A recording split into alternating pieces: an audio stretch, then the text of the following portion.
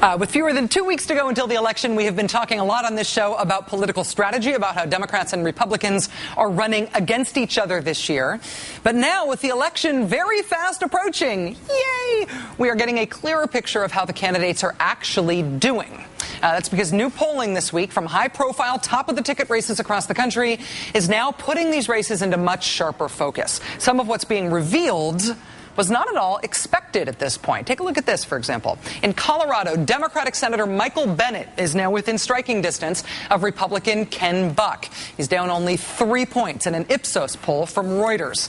As recently as August, that same poll had Buck up by 9 over Bennet. That was well outside the margin of error.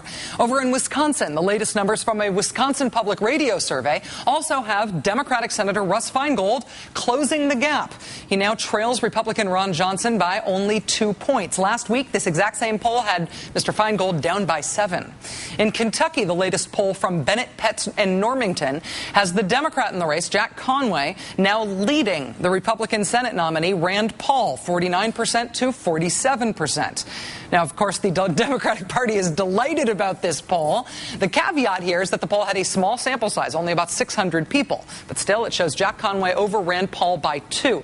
A Mason-Dixon poll taken one day later had Rand Paul still leading Conway by 5. Over in West Virginia, a new poll from Orion Strategies gives the Democratic governor there a 10-point lead over the Republican, John Racy, in that Senate race. Nate Silver of the excellent 538 blog at the New York Times predicts that Governor Joe Manchin's chances of winning that Senate race are now about 62%.